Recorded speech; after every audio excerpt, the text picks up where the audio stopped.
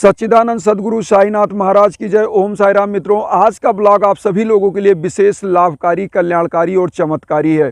आज हम सभी लोगों को बताना चाहते हैं साईं बाबा की पूजा किस विधि से और किस समय की जाए कि हम लोगों को अधिक से अधिक लाभ बाबा का प्राप्त हो सके और मनोवांछित फल प्राप्त हो सके।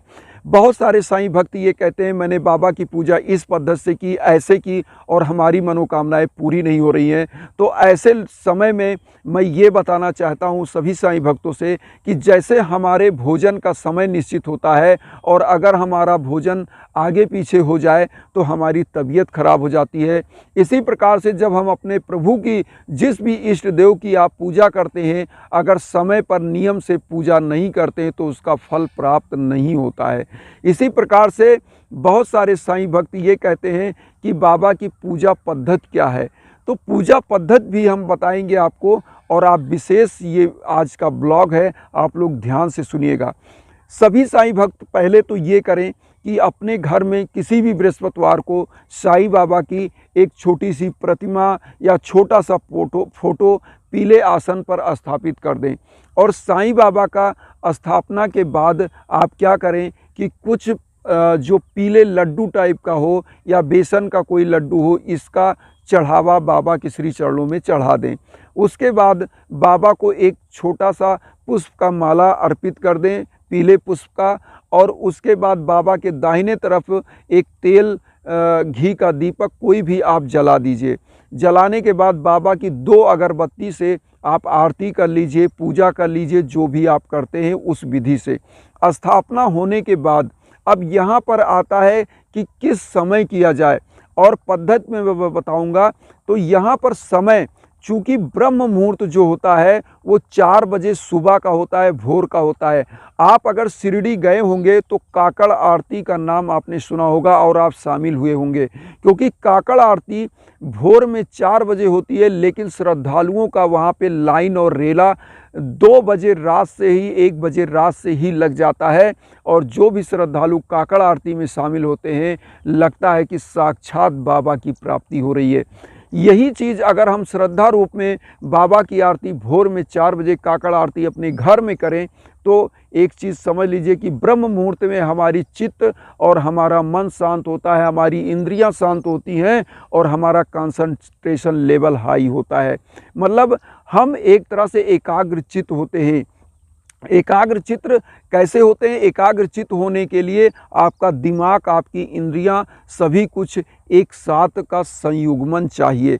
और बाबा क्या कहते हैं, जो व्यक्ति इन सभी में संयुग्मन कर लेता है वो हमसे साक्षात्कार कर लेता है। अब यहाँ पर आपकी विशेष पूजा पद्धति आती है। तो बाबा के लिए मैंने बताया कि आपने 2 अगरबत्ती लिया, उससे बाबा को दिखाया, धूप दीप आपने जलाया, चाहे घी आपके पास हो या सरसों का तेल हो या तिल का तेल, कोई भी एक दीपक जलाइए। क्योंकि बाबा अपने जीवन काल में भी सरसों का तेल का भिक्षाटन करते थे और उससे दीपक जलाते थे। तो बाबा दीपक से बहुत प्रसन्न होते हैं। अब यहाँ पर आप एक चीज़ और बताएं, बहुत सारे भक्त ये भी कहते हैं कि गुरुजी मान लीजिए हम 4 बजे भोर में पूजा ना कर पाए तो मैं ये कहना चाहूँगा कि बाबा की कई आरतियाँ होती हैं। मध्याह्न आरती, भोर की आरती तो काकड़ आरती हो गई, उसके बाद शाम की संध्या आरती होती है। तो आप क्या करिए कि कोई भी अगर विशेष पूजा आपको करनी है तो बृहस्पतिवार, आप डेली की अगर पूजा करनी है तो बृहस्पतिवार की पूजा कैसे हो, मैं ये चीज़ आपको बता रहा हूँ कि कभी भी आप 7 बजे से 8 बजे के बीच में ही अगर आप मान लीजिए उधर पूजा नहीं कर पा रहे हैं तो 7 बजे से 8 बजे के बीच का टाइम आप रखिए। क्योंकि इस समय क्या होता है, आपका दिमाग, चित्त शांत होता है और आप नहा धो के फ्रेश होते हैं और उसके बाद आपका कंसंट्रेशन लेवल हाई होता है। जैसे ही आप 10 बजा, 11 बजा, 12 बजा तो आपका दिमाग क्या होता है, चंचल होता जाता है।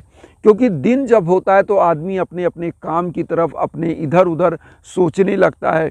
और यहाँ पर सबसे बड़ा जो कमाल है मैं आपको बताऊं साईं बाबा के लिए, वो दिमाग। क्योंकि बाबा चाहते हैं कि आप श्रद्धा से, आस्था से मेरी पूजा करें और आपका चित्त शांत हो, आप केवल और केवल मुझसे बात करें। यहाँ पर होता क्या है, हम लोग पूजा करते हैं और दिमाग में क्या चलता है कि मेरा फलाना काम बिगड़ रहा है, इधर का काम बिगड़ रहा है, उधर का काम बिगड़ रहा है। हम क्या होता है, कंसंट्रेट नहीं हो पाते हैं। तो यहाँ सबसे बड़ा चीज़ होता है कंसंट्रेशन। जिस प्रकार से आप मैग्नीफाइंग ग्लास को आपने देखा होगा कि मैग्नीफाइंग ग्लास से अगर आप एक नीचे कागज़ रख दीजिए और जब वो कागज़ रखते हैं और सूर्य के सामने उस लेंस को करते हैं तो वो क्या करता है, उस सूर्य की सभी रश्मियों को सोख करके कंसंट्रेट करके एकदम स्ट्रेट ले जाके कागज़ पर कर देता है और कागज़ में आग लग जाता है।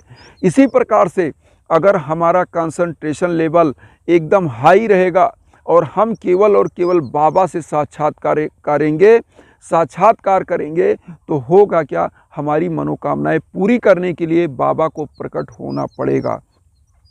यहाँ एक बात और आती है, बहुत सारे भक्त कुछ पूजा करने के बाद, अब यहाँ होता क्या है, जो आपने भोग चढ़ाया, पीला लड्डू चढ़ाया बाबा को, वो घरों में अपने वितरण करिए और उसके बाद हर बृहस्पतिवार एक काम कर लीजिए आप, निश्चित रूप से मनोकामनाएं पूरी होंगी। एक चीज़ बता दें आपको कि कभी भी हर बृहस्पतिवार को आप गरीबों को कुछ फल ही वितरण करें, लेकिन करें ज़रूर, क्योंकि बाबा क्या कहते थे, गरीबों को, वंचितों को, जंतुओं, जानवरों को जो भी कुछ खिलाता है मैं उसके प्रति श्रद्धा रूप में हमेशा झुका रहता हूँ। तो यहाँ सबसे बड़ी चीज़ होती है कि बाबा के लिए बाबा ने जो बताया है वो चीज़ करना ज़रूरी है, क्योंकि ये भी पूजा पद्धति का एक अंग है। आपके अंदर जितनी दया होगी उतना ही धर्म आपका मजबूत होगा। अगर आपके अंदर दया नहीं है, आप निर्दयी हैं, तो आपके अंदर धर्म कभी हो ही नहीं सकता, आप धर्म कभी धारण कर ही नहीं सकते। यहाँ पर कहने का मकसद ये है कि जितना आपको बाबा देते हैं उसका कुछ परसेंट, दशांश आप दान करिए। और बाबा कहते हैं कि मेरी पूजा और मेरी आराधना जिस घर में होती है, बाबा ने अपने 11 वचन में कहा भी है कि मुझे सदा जीवित ही जानो, अनुभव करो, सत्य पहचानो। क्योंकि बाबा यही कहते हैं कि मेरे मृत्यु के बाद भी मेरा जो समाधि है वो आपके लिए तत्पर होगा, मैं कभी मर नहीं सकता। बाबा ने तो एक शरीर का त्याग किया है, लेकिन हम लोगों के बीच में वो आज भी विराजमान है। कहने का मकसद यहाँ पर है कि जितना ही कंसंट्रेशन लेवल आपका हाई होगा, जितने ही अच्छे मुहूर्त में आपका पूजा होगा, फल उतना ही ज़्यादा आपको मिलेगा, उतनी ही अच्छी मनोकामनाएं आपकी पूरी होंगी। कहने का यहाँ एक तात्पर्य और है कि देखिए, आपको समय मतलब दिशा और दशा दोनों बहुत अच्छी होनी चाहिए। अगर मान लीजिए आप बाइक से जा रहे हैं और रास्ते में बहुत सारा ब्रेकर है और आप ध्यान नहीं दे रहे हो, तो बाइक क्या होगी, कूद जाएगी, एक्सीडेंट भी हो सकता है। लेकिन अगर आप रास्ते में जा रहे हो और दिशा आपको क्लियर है कि सामने ब्रेकर है, तो आप एक्सीलेटर कम करोगे, ब्रेक लोगे, क्लच लोगे और धीरे धीरे बाइक को क्रॉस करके आपकी दिशा सही होगी और दशा भी सही हो जाएगी। क्योंकि जैसे ही आप अपना कंसंट्रेशन भंग करेंगे, मतलब सावधानी हटी और दुर्घटना घटी। तो यहाँ कहने का मकसद ये है कि बाबा की जो पूजा पद्धति है बहुत ही इजी है। बस हम लोगों को कंसंट्रेशन होना चाहिए और कंसंट्रेशन उस लेवल का होना चाहिए कि 2 मिनट का भी कंसंट्रेशन हो, लेकिन हम बाबा को याद कर सकें। यहाँ पर क्या होता है कि हम 10 घंटा पूजा करते हैं, लेकिन बाबा को कंसंट्रेशन रूप में हम एकदम एकाग्र होकर के ध्यान नहीं दे पाते हैं। हम क्या करते हैं, हम बैठे हैं पूजा में, लेकिन ध्यान कहाँ चल रहा है, हमारे घरों में क्या हो रहा है, हमारे बच्चे क्या कर रहे हैं, हमको पैसा कहाँ से मिलेगा, ये सब वहाँ दिमाग में आपके आता है। ये सब क्या है, एक बाहरी आडंबर जो निगेटिव ऊर्जा होती है वो आपको परेशान करती है।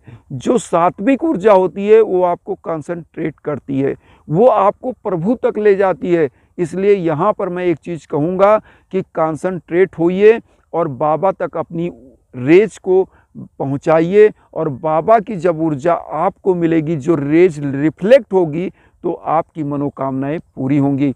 और जो लास्ट में मैं यही कहना चाहूँगा कि जो भी साईं भक्त बाबा की पूजा इस विधि से करता है और कंसंट्रेशन लेवल इस स्तर का होता है उसकी मनोकामनाएं पूरी होती ही हैं।